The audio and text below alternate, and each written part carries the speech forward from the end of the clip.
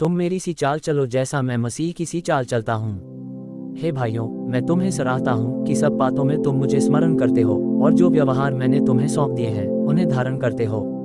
सो मैं चाहता हूँ कि तुम ये जान लो कि हर एक पुरुष का सिर मसीह है और स्त्री का सिर पुरुष है और मसीह का सिर परमेश्वर है। जो पुरुष सिर ढांके हुए प्रार्थना या भविष्यवाणी करता है वह अपने सिर का अपमान करता है, परंतु जो स्त्री उघाड़े सिर प्रार्थना या भविष्यवाणी करती है वह अपने सिर का अपमान करती है, क्योंकि वह मुंडी होने के बराबर है। यदि स्त्री ओढ़नी न ओढ़े तो बाल भी कटा ले। यदि स्त्री के लिए बाल कटाना या मुंडाना लज्जा की बात है तो ओढ़नी ओढ़े। हाँ, पुरुष को अपना सिर ढांकना उचित नहीं, क्योंकि वह परमेश्वर का स्वरूप और महिमा है, परंतु स्त्री पुरुष की महिमा। क्योंकि पुरुष स्त्री से नहीं हुआ परंतु स्त्री पुरुष से हुई है, और पुरुष स्त्री के लिए नहीं सिरजा गया परंतु स्त्री पुरुष के लिए सिरजी गई है। इसीलिए स्वर्गदूतों के कारण स्त्री को उचित है कि अधिकार अपने सिर पर रखे।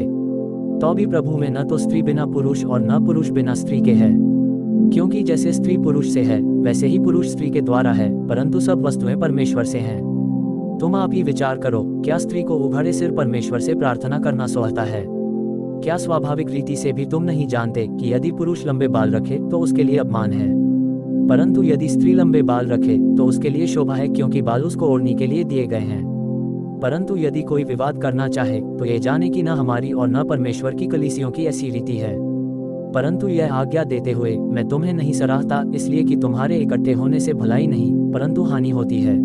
क्योंकि पहले तो मैं ये सुनता हूँ कि जब तुम कलीसिया में इकट्ठे आते हो तो तुम में फूट होती है, और मैं कुछ कुछ प्रतीति भी करता हूँ। क्या कि विधर्म भी तुम में अवश्य होंगे, इसलिए कि जो लोग तुम में खरे निकले हैं वे प्रकट हो जाएं। सो तुम जो एक जगह में इकट्ठे होते हो तो ये प्रभु भोज खाने के लिए नहीं, क्योंकि खाने के समय एक दूसरे से पहले अपना भोज खा लेता है। सो कोई तो भूखा रहता है और कोई मतवाला हो जाता है। क्या खाने पीने के लिए तुम्हारे घर नहीं या परमेश्वर की कलीसिया को तुच्छ जानते हो, और जिनके पास नहीं है उन्हें लज्जित करते हो? मैं तुमसे क्या कहूँ? क्या इस बात में तुम्हारी प्रशंसा करूँ? मैं प्रशंसा नहीं करता, क्योंकि यह बात मुझे प्रभु से पहुंची और मैंने तुम्हें भी पहुंचा दी कि प्रभु यीशु ने जिस रात वह पकड़वाया गया रोटी ली और धन्यवाद करके उसे तोड़ी और कहा कि यह मेरी देह है जो तुम्हारे लिए है, मेरे स्मरण के लिए यही किया करो। इसी रीति से उसने ब्यारी के पीछे कटोरा भी लिया और कहा, ये कटोरा मेरे लोहू में नई वाचा है, जब कभी पियो तो मेरे स्मरण के लिए यही किया करो। क्योंकि जब कभी तुम ये रोटी खाते और इस कटोरे में से पीते हो तो प्रभु की मृत्यु को जब तक वह न आए प्रचार करते हो। इसलिए जो कोई अनुचित रीति से प्रभु की रोटी खाए या उसके कटोरे में से पिए वह प्रभु की देह और लोहू का अपराधी ठहरेगा। इसलिए मनुष्य अपने आप को जांच ले और इसी रीति से इस रोटी में से खाए और इस कटोरे में से पिए। क्योंकि जो खाते पीते समय प्रभु की देह को न पहचाने वह इस खाने और पीने से अपने ऊपर दंड लाता है। इसी कारण तुम में से बहुत से निर्बल और रोगी हैं और बहुत से सो भी गए।